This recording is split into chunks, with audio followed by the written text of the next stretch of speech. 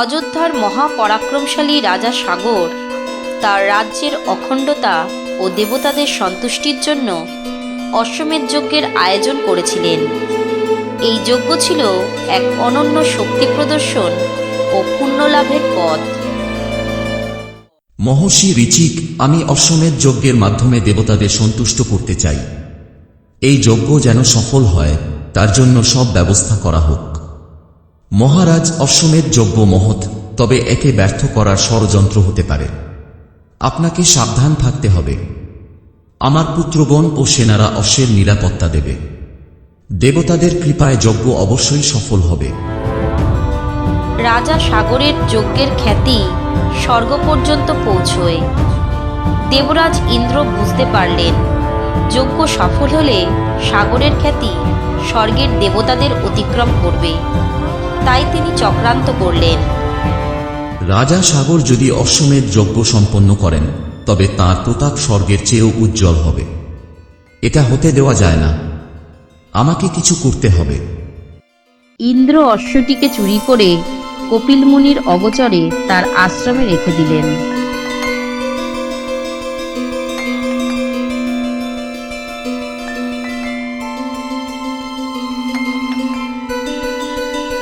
যজ্ঞের অশ্ব চুরি হয়ে যাওয়ার সংবাদ পেয়ে রাজা সাগর তার 60,000 পুত্রকে অশ্বটি খুঁজে আনার নির্দেশ দেন। সাগরের পুত্ররা সারা পৃথিবীতে অশ্ব খুঁজতে খুঁজতে অবশেষে কপিল মুনির আশ্রমে যজ্ঞের অশ্বটি দেখতে পান। এই তো অশ্ব। এই মুনি নিশ্চয়ই চুরি করেছেন। তাকে শাস্তি দিতে হবে। তাঁর তপস্যা ভঙ্গ করো। আমাদের পিতার যজ্ঞ বন্ধ হতে দেওয়া যাবে না। অপমান করেছ আমাকে। তোমাদের পিতার অহংকার তোমাদের সর্বনাশ ডেকে আনল। এখানে পুড়ে ছাই হয়ে যাবে তোমরা।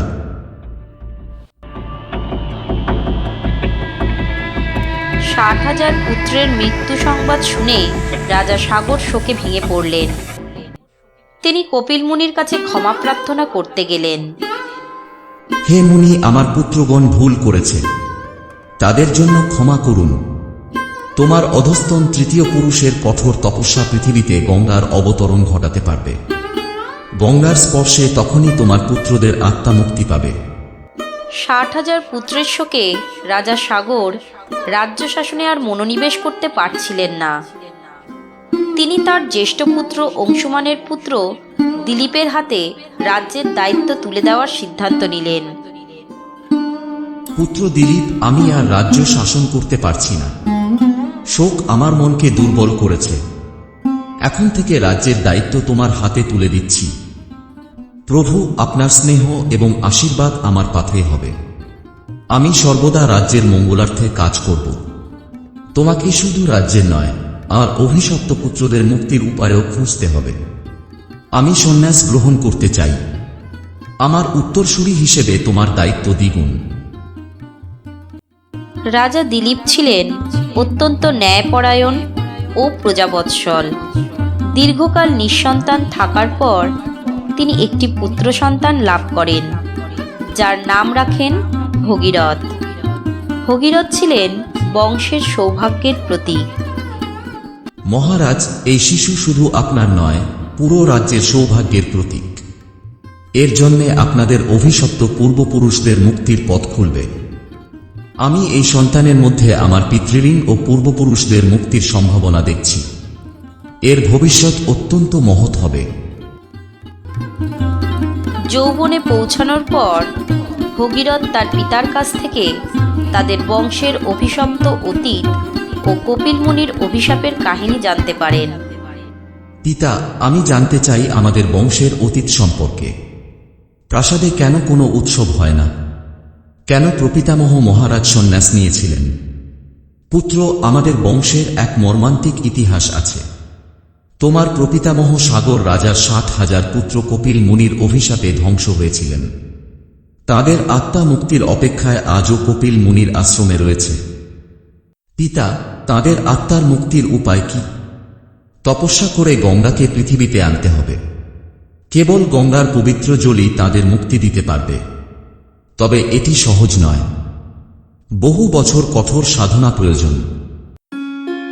পিতার কাছ থেকে পূর্বপুরুষদের অভিশপ্ত কাহিনী শোনার পর ভগীরথ নিজেই তাদের মুক্তির দায়িত্ব নেওয়ার সিদ্ধান্ত নিলেন। আমার পূর্বপুরুষেরা অভিশপ্ত অবস্থায় রয়েছে। আমি তাদের মুক্তি না দিয়ে রাজ্য শাসন করতে পারব না। আমি তাদের আত্মার মুক্তির জন্য গঙ্গাকে পৃথিবীতে আনব। পিতা, আমি আমার পূর্বপুরুষদের মুক্তির জন্য গঙ্গাকে পৃথিবীতে আনার সংকল্প নিয়েছি। আমাকে আশীর্বাদ করুন। পুত্র, তোমার সংকল্প মহৎ। তোমার তপস্যা সফল হোক। আমার আশীর্বাদ সবসময় তোমার সঙ্গে থাকবে। পিতার কাছ থেকে পূর্বপুরুষদের অভিশপ্ত ইতিহাস শুনে ভগীরথ সংকল্প করলেন তিনি গঙ্গাকে মর্তে আনবেন এবং তাদের আত্মার মুক্তি ঘটাবেন। তিনি একাকী হিমালয়ে গিয়ে ব্রহ্মার উদ্দেশ্যে কঠোর তপস্যা শুরু করলেন। ভগীরথের তপস্যা এত কঠোর ছিল যে তার প্রভাব স্বর্গে পৌঁছতে শুরু করল। দেবতারা ব্রহ্মার কাছে গিয়ে তাকে অনুরোধ করলেন ভগীরথের তপস্যার ফল দিতে। পুত্র ভগীরথ, আমি তোমার তপস্যায় সন্তুষ্ট। বলো, তুমি কি চাইছ? প্রভু, আমার পূর্বপুরুষেরা কপিল মুনির অভিশাপে অভিশপ্ত হয়ে আত্মার মুক্তি লাভ করতে পারেনি। আমি গঙ্গাকে মর্তে এনে তাদের মুক্তি দিতে চাই। তোমার ইচ্ছা মহৎ। তবে গঙ্গার স্রোত এত প্রবল যে তা সরাসরি পৃথিবীতে নামলে ধ্বংস অনিবার্য। তুমি মহাদেবের কাছে প্রার্থনা করো। কেবল তিনিই গঙ্গার প্রবাহকে ধারণ করতে সক্ষম। ব্রহ্মার পরামর্শে ভগীরথ এবার মহাদেবের উদ্দেশ্যে কঠোর তপস্যা শুরু করেন। সময় আরও দীর্ঘ হতে থাকে এবং তার তপস্যার প্রভাবে মহাদেব সন্তুষ্ট হন।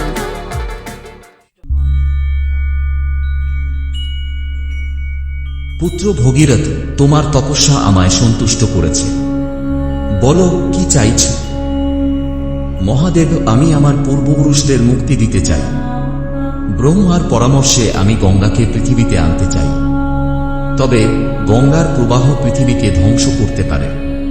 কেবল আপনি তাঁর প্রবাহকে ধারণ করতে পারেন। তোমার ইচ্ছা পূরণ হবে। আমি আমার জটায় গঙ্গাকে ধারণ করব এবং ধীরে ধীরে পৃথিবীতে প্রবাহিত হতে দেব। মহাদেবের আশীর্বাদে গঙ্গার প্রবাহ পৃথিবীতে অবতরণ করল। ভগীরথ তার সংকল্প সফল হতে দেখে গঙ্গার সামনে নতজানু হলেন। মা গঙ্গা, আপনি আমার সঙ্গে চলুন। আমাদের পূর্বপুরুষদের মুক্তি দিন। পুত্র ভগীরথ, আমি তোমার ইচ্ছা পূরণ করব। আমাকে পথ দেখাও। আমি তোমাকে অনুসরণ করব। তোমার পূর্বপুরুষদের মুক্তি দেব।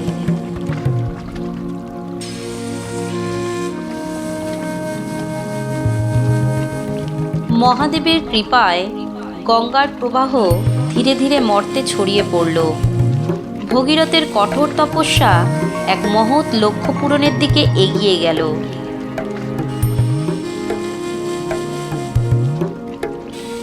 গঙ্গার প্রবাহে পৃথিবী নতুন প্রাণ পেল। পথের সমস্ত ধূলি যেন পবিত্র হয়ে উঠল। ভগীরথ একাগ্রচিত্তে গঙ্গার স্রোতকে পথ দেখাতে থাকলেন।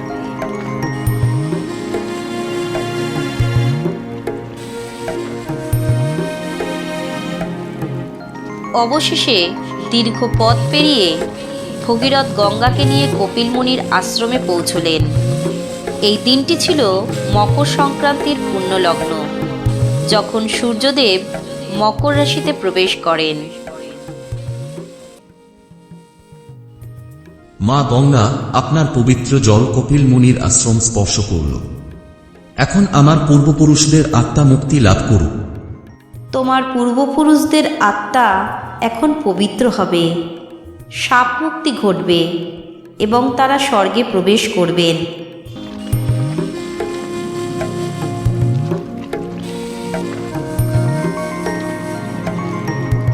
ভগীরথ, তোমার তপস্যা ও নিষ্ঠা অভূতপূর্ব।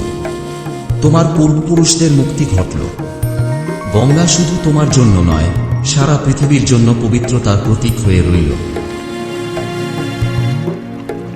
মকর সংক্রান্তির পুণ্যলগ্নে গঙ্গা কপিল মুনির আশ্রমে পৌঁছে সাপমুক্তি ঘটান। এরপর তিনি সাগরে বিলীন হন। এই ঘটনা মানব ইতিহাসে পবিত্রতার প্রতীক হয়ে রইল।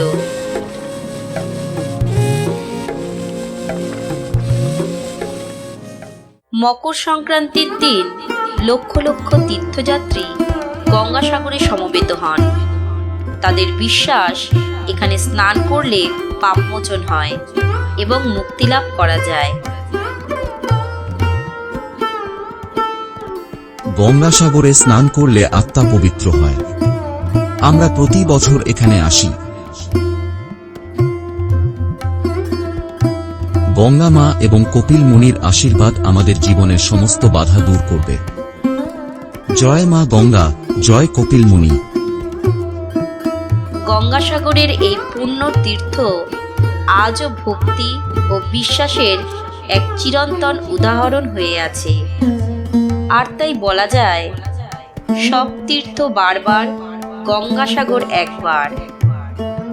আমাদের এই প্রয়াসটি ভালো লাগলে ভিডিওটি লাইক, শেয়ার এবং পুরাণ দর্পণ চ্যানেলটি সাবস্ক্রাইব করবেন।